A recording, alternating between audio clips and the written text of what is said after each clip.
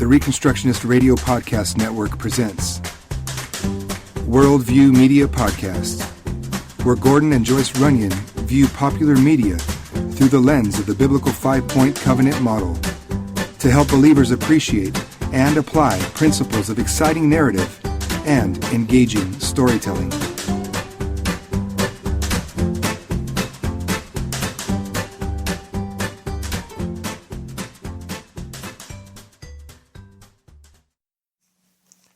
Hello and welcome to Worldview Media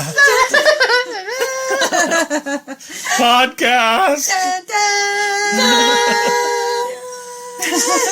All right, we'll see you next week. That was so exciting. I can see why it's all the best introduction I had today. It's really all downhill from here. All right, my name is Gordon Runyon. I'm of no account one way or the other. I've heard that said. By who? You track these people down. Never mind this. All right, with me in the studio today are three ladies who are hoping Yes. that before the last petal falls, they will experience true love. Three of us? All three. Okay. Here's my wife, Joyce. Hello. I'm still waiting for the last petal to fall. And also joining us in studio, my college senior, Jordan. Hello. And my high school senior, Reagan. Hello. And we are going to talk about the recent remake in live action of Beauty and the Beast. Yeah. The cartoon was just so good, they had to remake it. It wasn't enough. The cartoon, it was the first animated movie to win Best Picture at the Oscars. Ooh. Oh, It dropping was some so knowledge. Yeah. Dropping some It was knowledge. good. It's a good It's a one. classic.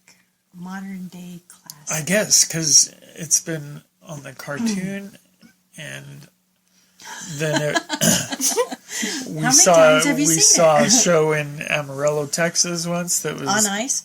Beauty and the Beast on ice. Yeah. And also we've seen it in a live action play Actually, at Disney. at Disney, and A couple times. saw that thing a couple of times. Holy smokes. Oh boy. And now it's been remade for a whole new generation. What in Beauty and the Beast re-amplification?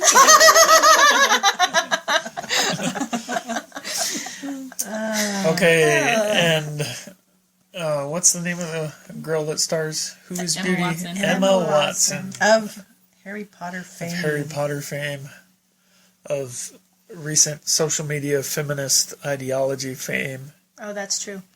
Well, nobody's perfect. And many people are misguided. This is true. And so, Beauty and the Beast. So, in this first section of our... Well, why are we doing this? I mean, what in the world are we here for?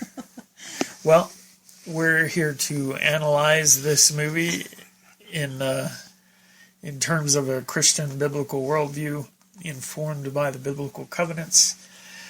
And we're here to talk about in terms of growing the kingdom and Christian people being involved in storytelling and arts and media. We want to figure out what works and what doesn't for the sake of doing a good job at these things ourselves. So, my question to you, let's go more broadly here. My question to you is, why has Beauty and the Beast endured as it has for half a generation? Any ideas? What's so great about it?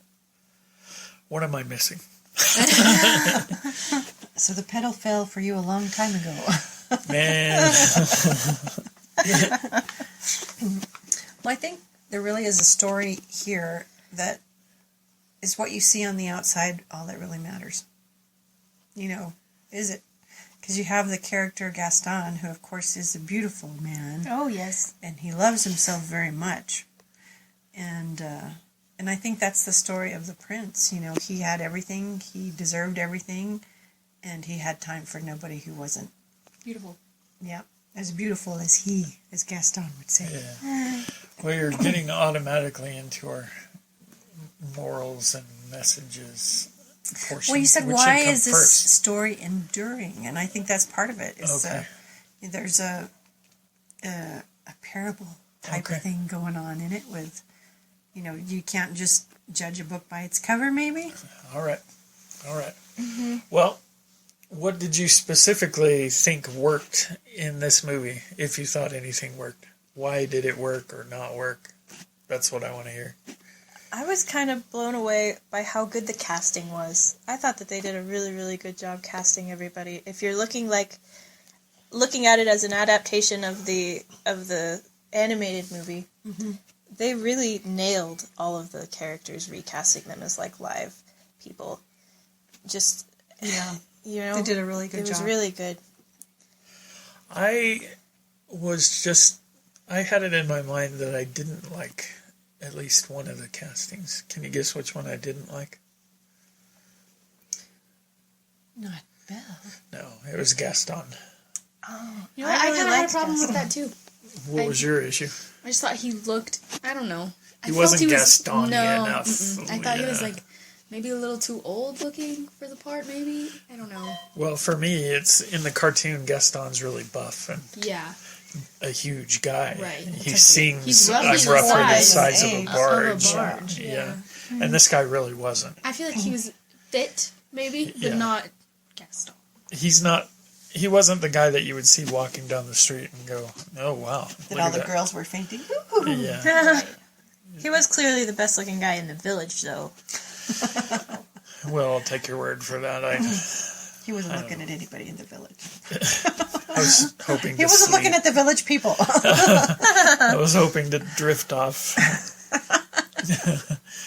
Okay. Let's see. What else did you like? The music? What did you think? There's actually some new music in this movie. Yeah. And sometimes, you know, music can be a little self-serving, gratuitous, kind of out of place, doesn't belong there. I thought they did a really nice job with both of these songs. And they've added some parts to the movie as well that aren't in the animated version. All right. And I think that those, they fit. You know, it's new, but it still kind of goes with what's going on with the story. It doesn't seem out of place. I actually really liked the way that they went about animating the servants in the slave, Oh, okay. like the clock and Yeah. Lumiere. Lumiere and all of the furniture and things. I thought it was, when I heard that it was going to be a live action film, I thought, oh, that could be really cheesy and not look well done, but Yeah, It the all makes sense. CGI was really seamless. I thought a lot of that was just super good.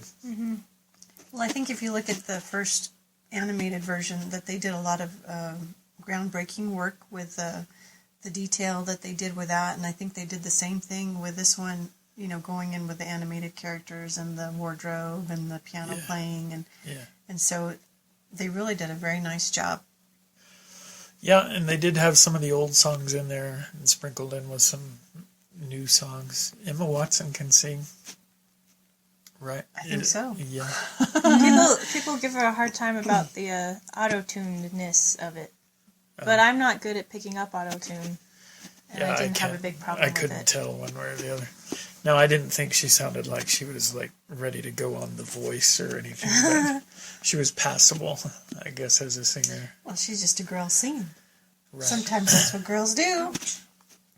Now, I'll tell you, there was one scene I was kind of disappointed in, just visually, was the "Be Our Guest" and the feast, because that's a big deal in the original, big huge deal.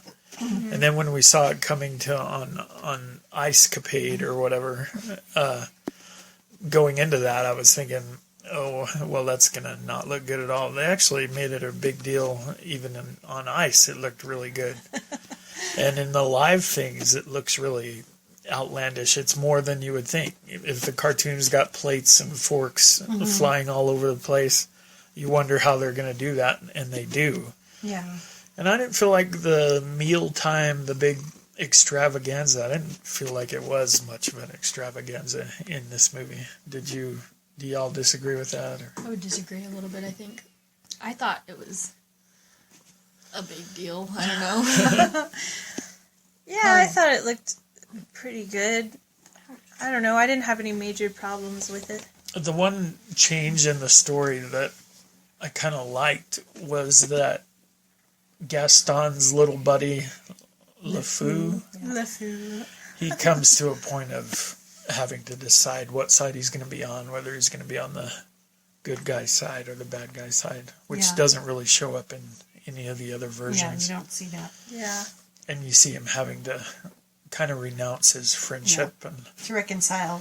now, there has been controversy with this movie, and I think it may have started before it actually came out, but a lot of people have freaked out about the gayness of it. And I didn't really think it was there.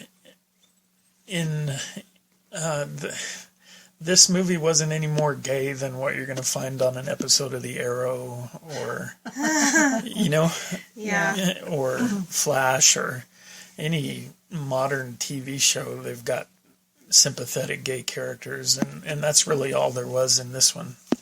Well, and it goes unsaid. I don't think anybody ever says this person is this or that person. Yeah. There's no proclamations from those characters that, I just don't fit in with this. And, there's, and there was a big deal made out about that. Don't go and see this movie because it's supporting gay rights. And, as Christians, we can't participate in this. Right. And so it really was a little extreme. Yeah, it just wasn't there. I remember reading articles that said that the show ended with a big gay kiss or something. There was nothing like that. There was the guy that we all suspect was gay, LeFou. He wound up in a dance where they're changing partners and stuff, and he winds up with a like a blink dude. and you miss it sort of thing. And really nothing is made of it. Yeah. Their eyebrows kind of raise a little bit. They're like, oh, geez, we may have messed up this dance. Like, that's kind of what you get. Yeah. But that just seems typical for a lot of evangelicalism, especially on social media. Are there things to react to? Yeah, but should you be making a fool of yourself by overreacting? I don't think so. And it doesn't do any good if you're saying, here's what's in the movie, and then when it actually comes out, that's not what's there. Yeah. It kind of discredits yourself. Okay, letter grades for this show. What do you think? I would give it an 8. I don't know. I'm not an 8? Yeah, I'm not a huge... I said letter grade. Oh. You're about to graduate high school? Oh, my word. I guess that would translate to a B. Oh, very good. You can do percentages. 80% is a B. There you go. Amen. All right. What was the detraction for you? What did you not like? How could it have been better? I don't know. I think the movies that do interest me don't typically tend to be down this vein of musical fairy tales. It's not really where I enjoy most of my viewing. So what is your viewing then? I don't know. What's your genre? Okay, let's stay on topic. It's another podcast. Okay. All right. But I thought the way it was filmed was good, and I think it was visually pleasing. Sure. Yeah, it really was. The color schemes and the way things were filmed and the shots and things. I don't know. Yeah, I forgot to mention that. I thought the Enchanted Palace was done really well. I thought. I even thought the village was really well done.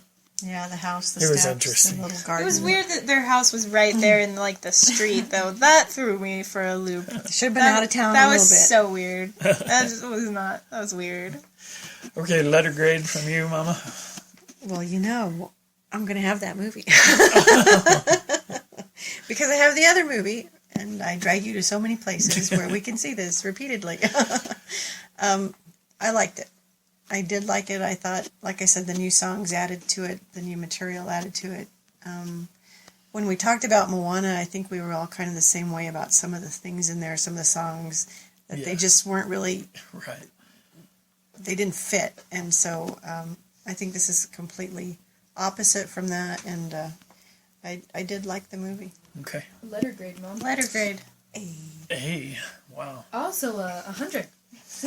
Well, Or a 90. 10. Between 100 and 90. All right, Jordan. Letter grade. I think I would have to give it probably maybe like an A minus, like a low A. It was pretty good. I don't think it was like the perfect movie, and it was a fairly good adaptation of the animated one. So as far as that, I think they did a really good job. So yeah, I like it. It's still an A, but it's like a low A. Okay. and you? It's like asking me to grade a Super Bowl that the Dallas Cowboys aren't playing in. I'm out. I have no opinion. Little interest. Right. Okay, so we're gonna stop and have our break. The Reconstructionist Radio Podcast Network brings to you a complete lineup of podcasts where you will hear practical and tactical theology. Our desire is not simply that you consume our shows, but that you also live out your faith in every area of life. We can talk all day long about these things, but if we fail to put them into practice, then we fail as ambassadors of Jesus Christ, our King. Subscribe now to your favorite Reconstructionist Radio Podcast Network shows, or you can subscribe to the Reconstructionist Radio Master Feed, where all of the content we produce, including the audiobooks and audio articles, will pop up as soon as they are available. And don't forget to visit reconstructionistradio.com to volunteer as a narrator or to partner with this ministry financially. May the Holy Spirit stir you into action for Christ and His kingdom.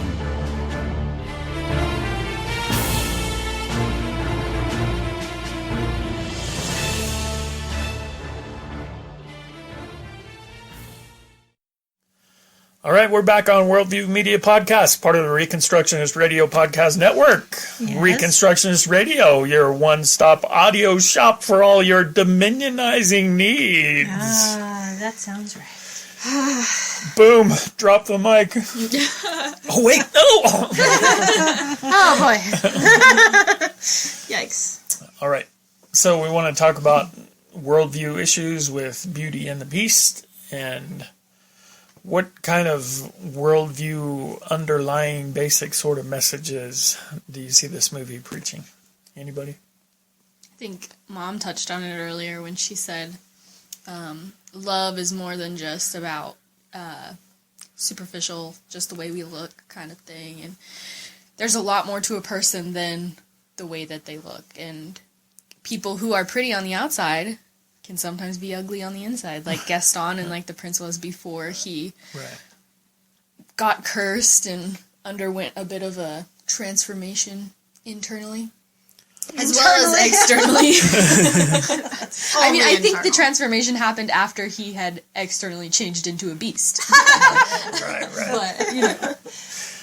Okay. Oh, another thing that I saw Christians saying online is that this movie has something to do with like promoting bestiality. I think that's a reach because, like, I don't know. It's just dumb. It's a fairy just tale. dumb. It's a fairy tale. You Yeah. can reach for a lot of things if you want to take everything. You know, I think sometimes that happens within Scripture as well, so What do you mean?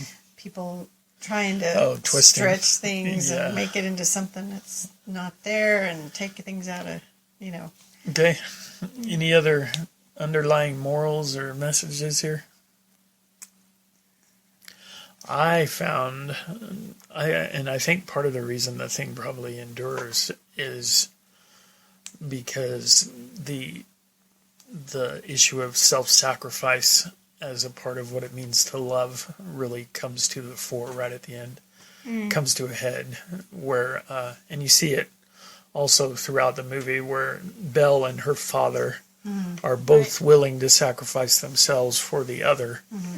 And then at the end, the beast who has spent his whole life being self-centered and narcissistic, he sends Belle away. He'd rather she have her freedom, and he's not going to dominate her, and then at the end he actually sacrifices himself in an effort to save her. And so I think those things endure, and we get that message, of course, from the gospel itself.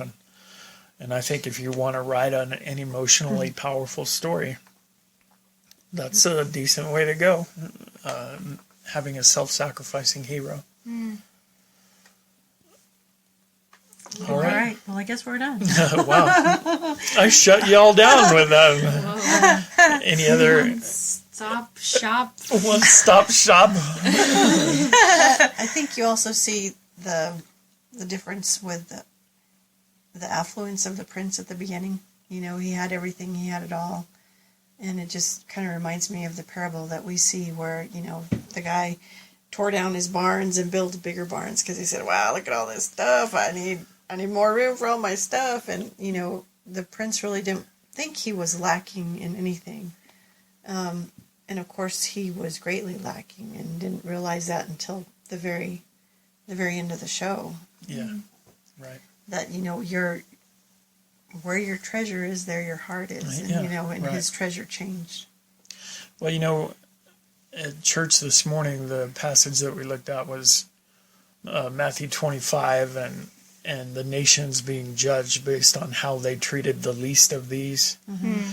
And that kind of happens in the story where at the very beginning, the place where the prince's ugliness is made manifest is the way he treated the poor, ugly widow woman or whatever. Yeah. The crone. The crone. That sounds so wrong. That's a great word. We really ought to bring that back. There was a high five that just happened here.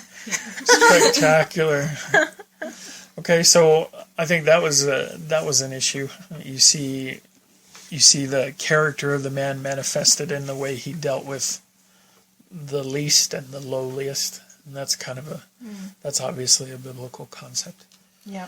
Anything else? I think they added something that sort of I hadn't thought of before in the adaptation, just this new one, where Belle is sort of talking to the servants about like, well, doesn't this bother you, like, that you have to be punished just because he's a bad guy? I mean, you guys didn't do anything. And they're like, yeah, you're right, we didn't do anything. Because, like, we saw this stuff happening to him, and he was growing up, and we just went along with how everything was going. And we should have taken some kind of responsibility, because he started off as this sweet kid and stuff, and we just let it get this far, and we didn't do anything. Oh, wow. So this thing about, like, Did you miss that? responsibility... I didn't think of it as we were getting ready to do this. No, I did see it. But Jordan highlighted it in a way that I hadn't thought of. But that's a big deal, isn't it? That Christians are responsible, and just because we say, well, that's not my issue, I didn't do it. Well, but you're standing right there. You know, when you've got 30 churches within a mile of an abortion clinic or something like that. Yeah, nobody does anything. Right. Ouch, Jordan. Thanks a lot. Well, it's just something that it's not really addressed in the cartoon. Yeah, right. But they brought this thing. Mm-hmm. And I remember we were watching it, and that really, I was like, oh, dang, that's new. That's not something we've talked about before. That's good. Yeah, very good. In fact, I was just reading a commentary, and it's from one of the old dead guys, and he said... well, you have commentaries from the new guys who are still living, and then the old dead ones. The old dead ones. And he said that mere inactivity is enough to condemn us. Yeah. And I think Bonhoeffer has something like that. Mm-hmm. That silence in the face of evil is itself evil. There you go. We all know our Bonhoeffer. Very nice.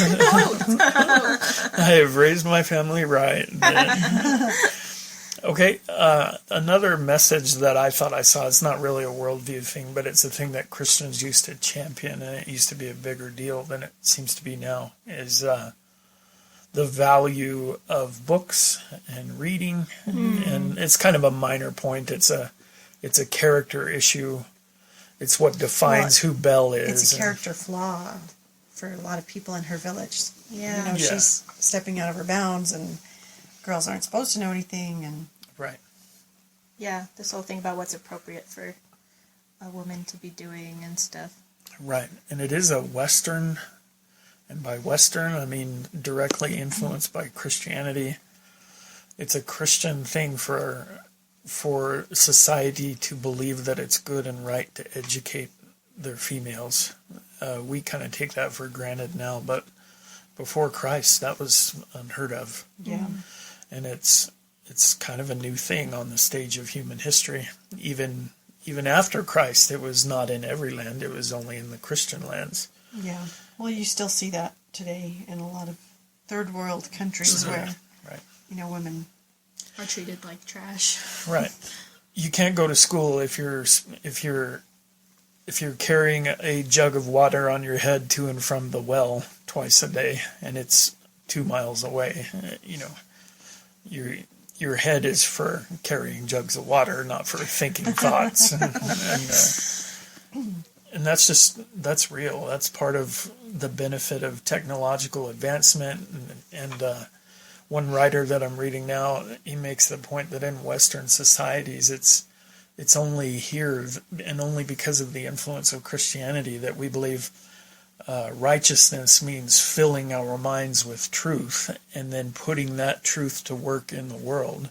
Mm-hmm. Where all the religions of the East, holiness is about emptying your minds and not thinking very much. And it's in those lands where women are still toting around the jugs of water. And they don't, as soon as you plumb water into your house, now the woman's got some time to think about something else. And About making dinner. Right. Making me a sandwich. Right. Oh boy. But that is kind of a worldview issue that's very prevalent in the movie there. Mm-hmm. What else? Any other messages being taught? Well, I guess there is sort of that you mentioned that thing with LeFou and Gaston about how their friendship is always sort of lopsided, and LeFou's always sort of doing more than Gaston is to maintain this relationship and make sure that he's doing okay, right. whereas Gaston really couldn't care less, Right.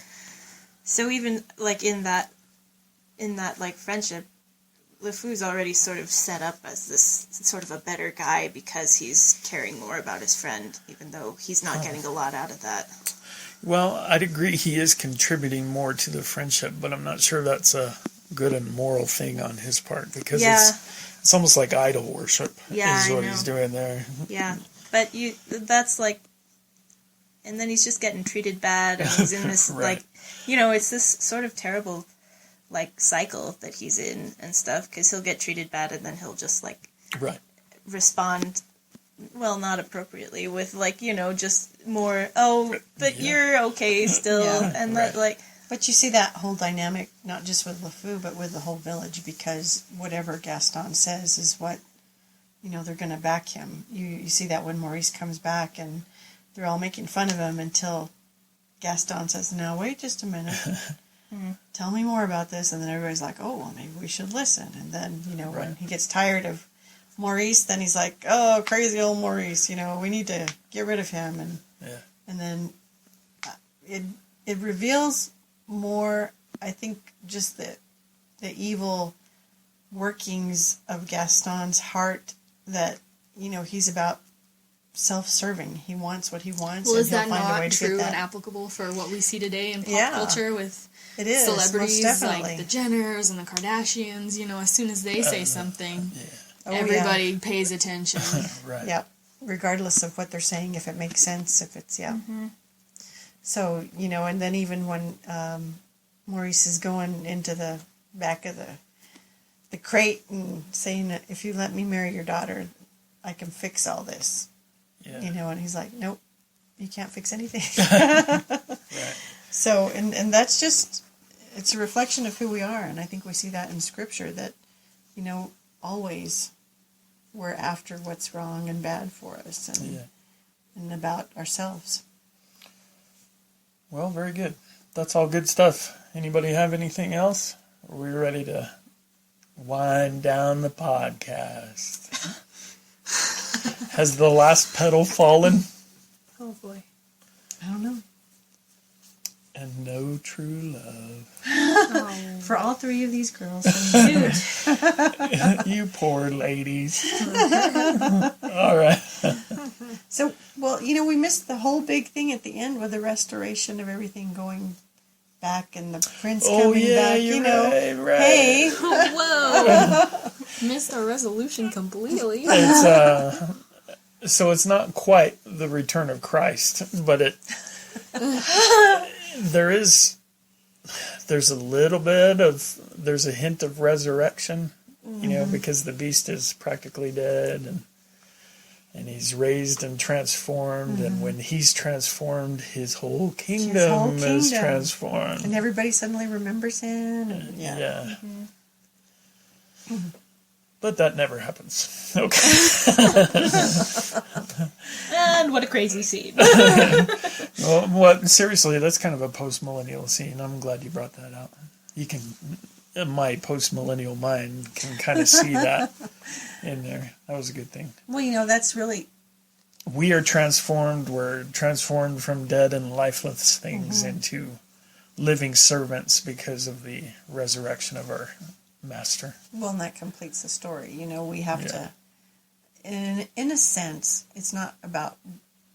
Maybe it is about love, but it's about who is going to be the focus of your love. Sure. It shouldn't be yourself, which was what the prince was about. He was about, I love myself and everybody else should love me. And that's what we see in our world, too, that it's all about me and self-promotion and everybody's thinking that that's good and that's right. And it's not where it's at. It is about love, but it's not loving yourself. Yeah. All right, good things. So we should go out from this place and love Christ and serve him. And how do we do that? By loving and serving everyone around us, not ourselves. Not ourselves. Good message. All right, if you get a tattoo, that should be on your forehead. Good message? Wait. Backwards, so when you look in the mirror, it says, serve others, right across your forehead. But only you can see that. All right. Well, enough silliness. It's time to go out. Time to go out and dominionize. All right, thank you all for joining me here in Studio 2, Worldview Media Podcast. Dominionizing. Bye. Bye.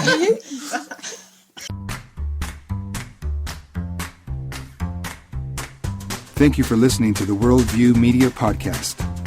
Please visit reconstructionistradio.com to check out the other podcasts in our network and to download our free audiobooks.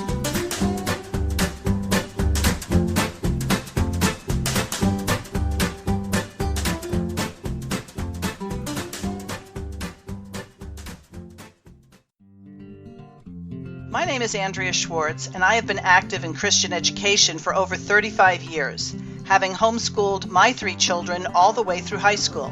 Now that they are all graduated and grown, I spend my time mentoring women, helping them become the best teachers for their children.